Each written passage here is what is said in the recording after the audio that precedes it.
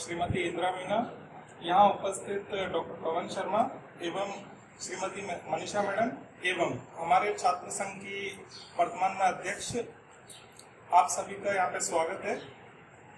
हम साल 2019 से महात्मा गांधी की जन्म शताब्दी अभियान को मना रहे हैं। इसी क्रम में 75वीं स्वतंत्रता दिवस की वर्षगांठ के भी निरंतर कार्यक्रम चल रहे हैं। इन दोनों कार्यक्रमों के संयोजक के रूप में हम यहाँ पर 23 मार्च 1931 के एक महत्वपूर्ण दिवस, जिसे हम इतिहास में शहीद दिवस के रूप में जानते हैं, उस दिन को याद कर रहे हैं। इस दिन 3 लोग, जिनके बारे में आप सभी हल्की फुल्की या कुछ गहरी चर्चा कर चुके हो, इनमें पहले व्यक्ति है राजगुरु, दूसरे सुखदेव, तीसरे भगत सिंह। इन व्यक्तियों के जीवन में कुछ तारीखें हैं और इन तारीखों से ये तीनों व्यक्ति एक दूसरे से जुड़े हुए हैं।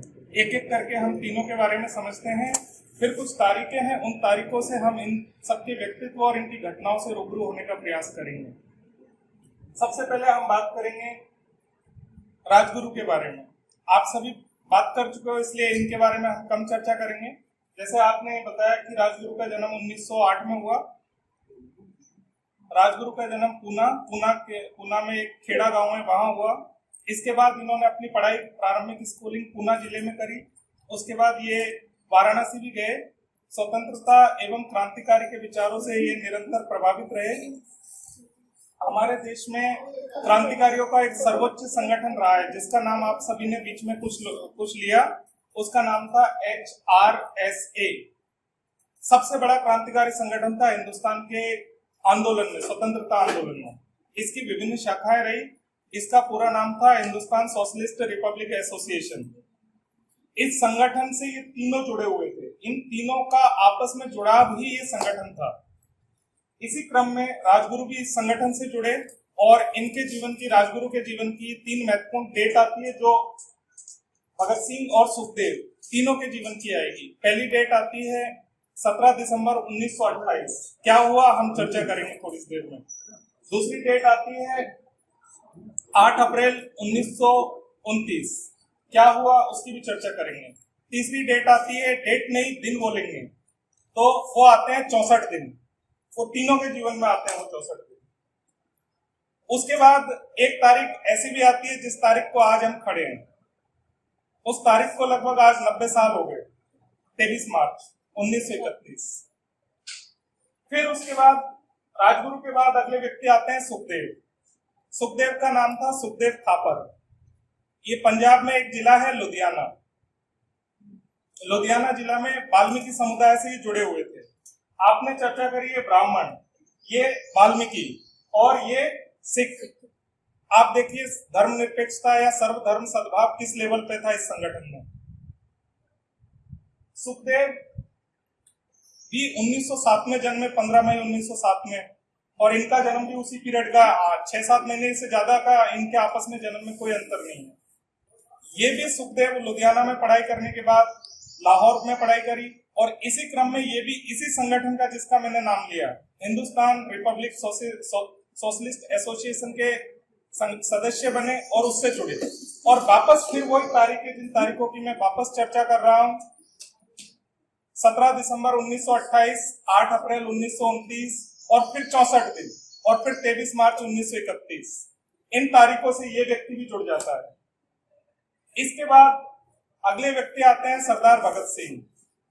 सरदार भगत सिंह का जन्म 28 सितंबर 1907 को होता है। इनकी तारीख के ऊपर कई तरह के कुछ विवाद है, लेकिन फाइनली यही तारीख मानी जाती है।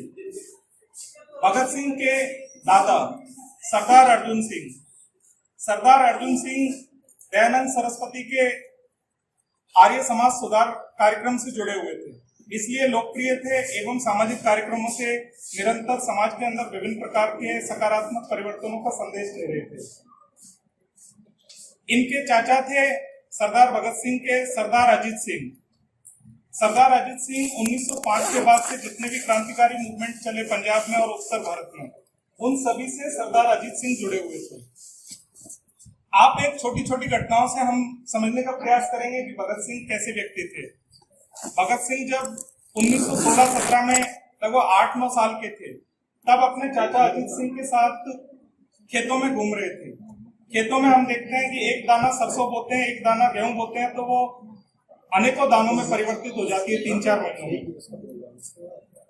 8-9 साल का व्यक्ति क्या इतना समझता है, एक छोटा सा बच्चा क्या इतना समझ सकता है 8-9 साल की उम्र में कि वो ऐसी बात कहे अपने चाचा से कि चाचा आपकी बंदूक को इस जमीन में गाड़ दो, 4 महीने बाद इसमें सैकड़ों बंदूकें पैदा हो जाएगी।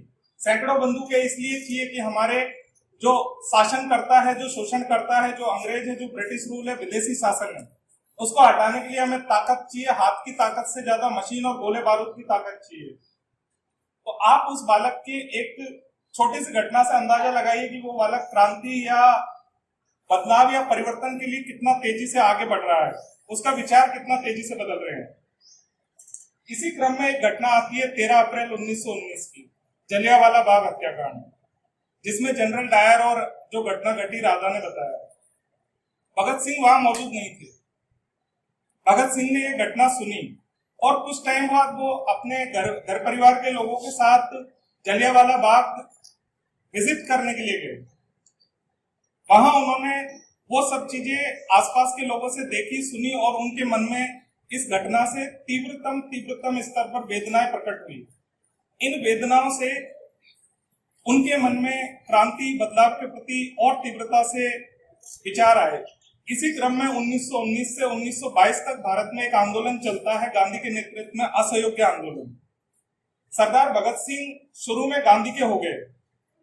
गांधी के इस आंदोलन में सरदार भगत सिंह ने निरंतर अपने आप को एक बच्चे के रूप में, 12-13 साल के बच्चे के रूप में, जिस तरीके से खेत खलिहानों में या फिर गांव में फेरिया लगाना कि अंग्रेजों भारत छोड़ो या अंग्रेजों भारत से जाओ या अंग्रेजों को भारत से जाना चाहिए, इस तरह के विरोध प्रदर्शनों में वो छोटी मोटी भूमिकाएं निभा रहे थे।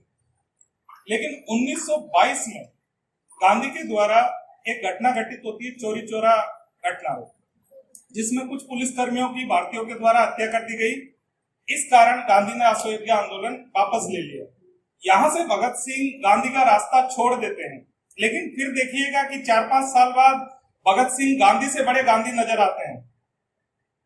गांधी भी इतना बड़ा शायद अपने रास्ते पे नहीं चले अंतिम दिनों में जितने भगत सिंह गांधी के रास्ते पे चले। तो ये विरोधाभास नहीं है, गांधी के रास्ते से उनका भटकाव हुआ, लेकिन अंत में उनको एहसास होता है और उसके हमारे पास सारे प्रमाण हैं कि शायद गांधी से बड़े गांधी या गांधीयन तो भगत सिंह थे।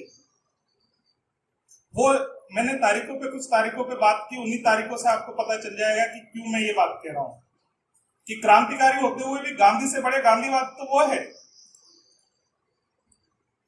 भगत सिंह ने रास्ता छोड़ दिया, उन्होंने लाहौर के नेशनल कॉलेज में एडमिशन लिया। उस कॉलेज में जैसे आप पढ़ते वैसे ये पढ़ते थे। वो कॉलेज लाला लाजपत राय ने बनवाया था, इसलिए लाला लाजपत राय के प्रति उनके मन में बहुत सारा सम्मान था, बहुत सारा मान था। उस कॉलेज के अंदर इन्होंने बहुत सारी भाषाएं सीखी, भाषाओं के ऊपर जबरदस्त पकड़ थी इनकी, अंग्रेजी के ऊपर भी बहुत अच्छी पकड़ थी, उर्दू बहुत अच्छी जानते थे, सिंधी जानते थे, हिंदी जानते थे और बटुकेश्वर दत्त से बाद में इन्होंने बंगाली सीखी। उस कॉलेज में इन्होंने अखाड़े, योग प्रशिक्षण, इसके अलावा निबंध, सांस्कृतिक कार्यक्रम, इन सब में इन्होंने कंटिन्यू पार्टिसिपेशन किया। और जब चंद्रशेखर आजाद से इनकी पहली मुलाकात होती है तो उस मुलाकात को याद करिए। अगर आपने कभी किसी सिनेमा में या किसी घटनाक्रम में आपने देखा हो, वो वास्तविक घटना थी कि चंद्रशेखर आजाद उसको एक नवयुवक समझ के कहते हैं कि तू अपने घर जा, तू क्या क्रांति करेगा। तो चंद्रशेखर आजाद कहते से वो अपने कि भाई मैं अपने आप में दृढ़भूत धैर्य रखता हूं, तो वो जलती मोमबत्ती के ऊपर अपना हाथ रख देते हैं। तब तक हाथ रख देते हैं जब तक कि चंद्रशेखर आजाद को ये विश्वास नहीं हो जाता कि हाँ ये आदमी मेरे साथ चलेगा या क्रांति के रास्ते पर चलेगा और अलग को जलाए रखेगा क्रांति की। उनका हाथ पूरा झुलस जाता है, लेकिन हाथ नहीं हटता है मोमबत्ती से। इस तरह की दृढ़ता थी सरदार भगत सिंह में। सरदार भगत सिंह ने कॉलेजों के दिनों में नौजवान भारत सभा का संगठन किया, एक सभा बनाई, संगठन बनाया। यह संगठन युवा इटली के तर्ज पे उन्होंने बताया था, जो मैजनी और इटली के क्रांतिकारी वहां से उन्होंने विचार लिए। इससे यह पता चलता है कि वो अपने आसपास की दुनिया को कितना बेहतर समझते थे। 1925-26 के लगभग इनके घर वाले इनके ऊपर शादी का दबाव बनाने लगे। इनकी शादी भी तय कर दी घर वालों ने। शादी तय करने के उपरांत जब वो लड़की से मिले, लड़की से इन्होंने मना कर दिया। घर वालों से मना नहीं कर सके, लेकिन एक पत्र लिख के आ गए। यहाँ पर भी ये गांधी के निकट आ जाते हैं। इन्होंने अपने जीवन में और जेल के दिनों में इतने पत्र लिखे जिस लेवल पे गांधी लिखते थे। आज भगत सिंह को अगर जानने का सबसे अच्छा स्रोत है तो वो पत्र है, इनके द्वारा लिखे गए पत्र। अंग्रेजी में भी है, बंगाली में भी है, सिंध में भी है, हिंदी में भी है, उर्दू में भी है। घर वालों को लिखते हैं कि मेरी दुल्हन आजादी है। सोचो कोई लिख सकता है ऐसा कि मेरी दुल्हन तो आजादी है और मैंने उससे ही शादी करनी है, कोई रोक सके तो रोक लो। फिर इसी क्रम में भारत में एक आयोग आता है संवैधानिक व्यवस्था की जांच करने के लिए, साइमन आयोग, जॉन साइमन आयोग। उस जॉन साइमन आयोग की विरोध करने के लिए लाला लाजपत राय के नेतृत्व में लाहौर में बहुत सारे विरोध प्रदर्शन होते हैं। तो लाला लाजपत राय को इस विरोध प्रदर्शन के कारण अंग्रेजों के द्वारा जब बीच बचाव किया जा रहा था, धरने प्रदर्शन को रोकने के लिए लाठीचार्ज किया गया। लाठीचार्ज में लाला लाजपत राय के सर पे लाठी पड़ी। सर पे लाठी पड़ने के कारण उनकी 17 नवंबर 1928 को डेथ हो जाती है। 17 नवंबर 1928। इसके एक महीने बाद एक और घटना घटित होती है। इस एक महीने तक उन्होंने भगत सिंह, जो लाला लाजपत राय को बहुत ज्यादा मान सम्मान देते थे, और लाला लाजपत राय को इतिहास में जाना जाता है शेरे पंजाब। शेर को किसी ने मार दिया तो उसका बदला तो लेंगे ना। शेरे पंजाब को जब किसी ने मार दिया तो उसको बदला लेने के लिए एक धमाके की जरूरत थी या किसी एक बड़े काम की जरूरत थी। इस क्रम में चंद्रशेखर आजाद, सुखदेव, राजगुरु, भगत सिंह, जयदेव, गोपाल, बहुत सारे लोग, 21-22 लोग थे। इन सब ने एक योजना बनाई कि क्यों ना जिन लोगों ने लाठीचार्ज किया उन लोगों के सुपरिंटेंडेंट हेड को ही मार दिया जाए। उसको मारने के पीछे ये उद्देश्य था। इन्होंने तारीख चुनी एक महीने बाद, 17 दिसंबर 1928, जिसकी मैंने चर्चा करी, जब ये तीनों किरदार एक साथ एक जगह नजर आते हैं। जो इस तस्वीर में है वैसे ही उन घटनाक्रमों में वो दिखाई देते हैं।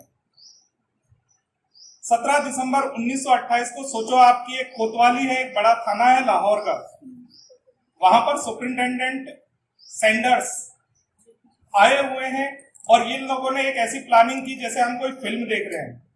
सरदार भगत सिंह और राजगुरु सादी वेशभूषा में इधर उधर घूम रहे हैं। जयदेव गोपाल नाम का एक व्यक्ति है, ऐसे साइकिल की कुछ पंचर वंचर चेन वेन ठीक कर रहा है।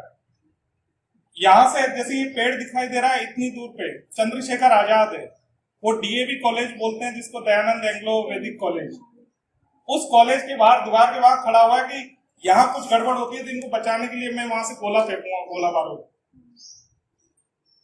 जयदेव जो साइकिल ठीक कर रहा है वो इशारा करता है कि सैंडर्स आ रहा है, तो राजगुरु उसके सामने जाके एक गोली तान देता है सर पे। जैसे ही वो गिरता है, भगत सिंह दूसरी पिस्तौल निकालता है, 4 गोली उसके सीने में दाग देता है। इस धमाके की गूंज लंदन के अखबारों में भी सुनाई देती है, चाहे गार्जियन को पढ़ लो चाहे लंदन टाइम्स को पढ़ लो। उस टाइम पे फ्रंट पेज पे खबर आई थी कि भारत में ऐसा घटनाक्रम हुआ है कि भारत में क्रांतिकारी या इस तरह के संगठन अंग्रेज शासन के विरोध में खड़े हो गए। ये घटना थी 17 दिसंबर 1928। अब तुम सोचो इतनी बड़ी घटना घटित हो जाए किसी शहर में, तो उस शहर से बाहर निकलना आसान है या मुश्किल है? हाँ, चप्पे चप्पे पे पुलिस आ जाना, हर कोने कोने पे पुलिस का आ जाना, कितना मुश्किल रहा होगा। लेकिन आप सोचो कि पुलिस के सामने से कोई निकल जाए, सीना तान के निकल जाए। वो भगत सिंह थे। 19 दिसंबर 1928 को जस्ट 2 दिन बाद वो भेष बदल के, जो उनका सरदार का स्वरूप था, उन्होंने अपने केश काट लिए, पगड़ी हटा दी और जो वो पारंपरिक सरदारों वाली वेशभूषा पहनते थे उसे छोड़ के जो मैंने पैंट शर्ट पहने हुए उस तरीके से पैंट शर्ट, कोट और आपका जैकेट ये पहना। और एक क्रांतिकारी थे भगवती चरण बोहरा, उनकी पत्नी थी दुर्गावती बोहरा, उनको सभी दुर्गा भाभी कहते थे। उसे वो अपनी पत्नी के रूप में, साथ में एक ड्रामे के रूप में रेलवे स्टेशन पे लेके जाते हैं और उनके साथ एक नौकर होता है। नौकर कोई और नहीं, राजगुरु होता है। और वो ट्रेन में बैठ के निकलता है पुलिस के सामने से सीना ठोक के, और 2 दिन बाद कानपुर पहुंच जाते हैं। इसके बाद इन्होंने निरंतर अपने लोगों को, अपने युवा क्रांतिकारी साथियों को निरंतर तैयार किया और क्रांति और जागरूकता के प्रति इन्होंने आगे बात को आगे रखा। फिर अगली तारीख आती है 8 अप्रैल 1929। ब्रिटिश सरकार के द्वारा बहुत सारे बिल पास किए जा रहे थे, जिनमें एक बिल था पब्लिक सेफ्टी बिल और दूसरा था ट्रेड डिस्प्यूट बिल। इन दोनों बिलों को अगर पारित कर दिया जाता तो मजदूर और जो श्रमिक वर्ग था उनके हितों पे बहुत ज्यादा नुकसान पहुंचता। इसलिए इन्होंने जहां पर बिल पारित होता है अर्थात केंद्रीय असेंबली, वहां पर इन्होंने निश्चय किया कि अपनी आवाज को पहुंचाने के लिए हमें सिर्फ और सिर्फ एक धमाका करना है, ना कि लोगों को मारना है। इसलिए उसमें किसी तरह के छर्रों का प्रयोग नहीं किया कौम ने। इस काम के लिए सरदार भगत सिंह ने और बटुकेश्वर दत्त ने दिल्ली असेंबली में प्रवेश किया। वहां पर बम को फेंका एकदम खाली जगह पे। साथ में इन्होंने बहुत सारे पर्चे फेंके, जिन पर्चों पे ये बिल को क्यों विरोध कर रहे हैं ये बात बताई। वहां कम से कम 7 से 8 मिनट तक धुआं फैलता रहा। उसमें कोई भी व्यक्ति बड़े आराम से भाग सकता था वहां से, लेकिन वो नहीं भागे। उन्होंने हंसते हंसते या वहीं खड़े रहकर अपनी गिरफ्तारी दी। उन्होंने वहां पे नारे लगाए, इंकलाब जिंदाबाद, साम्राज्यवाद मुर्दाबाद, लॉन्ग लीव द रेवोल्यूशन। इस कारण इनके ऊपर एक केस चला दिल्ली असेंबली वाला, और दूसरी तरफ जब ये पकड़े गए, इनकी पहचान हो गई कि ये सरदार भगत सिंह है, ये राजगुरु है, तो इनके ऊपर दूसरा केस चला सैंडर्स वाला, जो सैंडर्स को इन्होंने मारा था। इसी क्रम में जब धीरे धीरे भेद खुलने लगते हैं तो कुछ लोग गद्दारी भी करने लग गए। तो जिस जयगोपाल ने वो साइकिल का वो ठीक कर रहा था, उसने अपने क्या नाम से जो सरकारी बयान देना चालू कर दिया इनके विरोध में। दूसरी तरफ हंसराज देव था, उसने भी ऐसे ही बयान दे दिए। तो ऐसे करके 21, 22, 23 लोग पकड़े गए। और इन लोगों ने जेल में जब ये सारे लोग गए तो इन लोगों ने जब वहां अलग अलग तरह की भिन्नताएं देखी कि भारतीय और यूरोपीय कैदियों से असमान व्यवहार किया जाता है। जो राधा ने बताया, खाने का, कपड़े का, या फिर टॉयलेट का, या अंदर सोने के लिए जो कपड़े वगैरह देते हैं, या फिर चादर वगैरह देते हैं रात को, या अखबार की सुविधा या किताबों के लिए। अब आप सोचिए कि 64 दिन तक कोई भूखा रह सकता है? यहाँ सर गांधी नहीं है क्या? है ना सर गांधी? कि गांधी ने जिस भूख को कि मैं तो भूखा मर जाऊंगा, काम नहीं करोगे मेरा, तो यही रास्ता इन्होंने अपनाया। तो यहाँ गांधी नजर नहीं आता? बताओ। हाँ, ये रास्ता तो गांधी का रास्ता है, जो गांधी भी इतने अच्छे से नहीं अपना पाए। गांधी की भूख हड़ताल भी 23-24 दिन से ज्यादा की नहीं रही है। और बाद में उनको उनकी सारी बातें लिखित में देनी पड़ती है। ऐसी स्थिति हो गई, अखबारों में लेख छपने लग गए इनके। सरदार भगत सिंह, राजगुरु, सुखदेव, ये लोग बहुत फेमस होते चले गए अखबारों के लेखों से। इतने फेमस होते चले गए कि कुछ अंग्रेज जो अच्छे विचारों वाले थे, उदार व्यक्तित्व वाले थे, उन्होंने भी एक टाइम का खाना छोड़ दिया कि वो भूखे हैं। इस चक्कर में इनके खिलाफ धाराएं बढ़ा दी गई। इनके खिलाफ आईपीसी की धारा 129, आईपीसी की धारा 302 और विस्फोटक पदार्थ अधिनियम की धारा 4 और 6F के तहत विभिन्न प्रकार के मुकदमे दर्ज किए गए। और इनको अक्टूबर 1930 में फांसी की सजा दी गई। 68 पेज का एक जजमेंट है जिसमें तीनों को फांसी की सजा के बारे में विस्तृत रूप से कहा गया। फिर इसके विरोध में माफीनामे की बात की गई, तो माफीनामे की बात सम्राट तक गई, कोई फर्क नहीं पड़ा। कांग्रेस ने, उस टाइम कांग्रेस के अध्यक्ष थे पंडित मदन मोहन मालवीय। पंडित मदन मोहन मालवीय ने 14 फरवरी 1931 को इस विषय में वायसराय की कमेटी के पास गए, मिले, लेटर लिखा, सारी बात हुई। इसके बाद 17 फरवरी 1931 को गांधी तत्कालिक गवर्नर जनरल लॉर्ड इरविन से मिले, लॉर्ड इरविन से बात करी, उन्होंने बात को नहीं माना। इसके अलावा सैकड़ों भारतीयों ने, बहुत सारे बुद्धिजीवियों ने लेटर्स लिखा, लेकिन फाइनली इनकी तारीख मुकर्रर हो चुकी थी और इनको फांसी देनी निश्चित थी। अब आप सोचो कि जिस टाइम किसी को फांसी दी जा रही हो वो आदमी कैसा रहेगा। जब 23 तारीख को इनको बोला गया रात को आके 7:33 पे इनको फांसी दी गई, तो लगभग 5:30 बजे के लगभग भगत सिंह को बोला गया शाम को कि आपको काका तुझे फांसी लगने वाली है, चल। तो उस टाइम काका भगत सिंह एक किताब पढ़ रहे थे, लेनिन की जीवनी। लेनिन रूस की क्रांति 1917 की जो रूस की क्रांति थी उसके फादर है। सब कुछ रूस का उसी व्यक्ति के हाथ में था। तो उस व्यक्ति की जीवनी को पढ़ रहे थे। तो सरदार भगत सिंह कहते हैं कि एक क्रांतिकारी को दूसरे क्रांतिकारी से मिलने तो दो, हम दोनों मिल रहे हैं किताब के माध्यम से। तो 1 मिनट वो रुकते हैं, कुछ पेज पलटते हैं, फिर अपनी किताब को वो ऐसे ऊपर उछालते हैं आसमान की तरफ या छत की तरफ, कैच करते हैं, फिर बोलते हैं चलो लो चलते हैं, फांसी लेके आते हैं।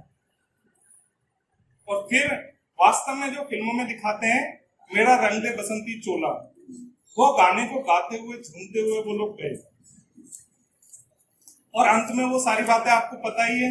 अब सवाल ये उठता है कि इन व्यक्तियों से हम क्या सीखें, इन व्यक्तियों से हम क्या सीखें।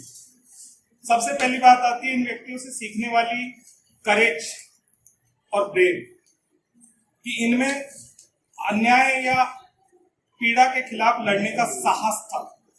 दूसरी बात आती है इन्हीं व्यक्तियों में अन्याय के खिलाफ आवाज उठाना। तीसरी बात आती है इन्हीं व्यक्तियों में निरंतर अपने आप को कुछ ना कुछ काम में लगाए रखना। चौथी बात आती है जो सबसे इंपॉर्टेंट है कि आप निरंतर पढ़िए। ये तीनों ही व्यक्ति बहुत ज्यादा जानते थे। इन व्यक्तियों के बारे में क्या जानते थे ये इनके लेटर्स हमें बताते हैं।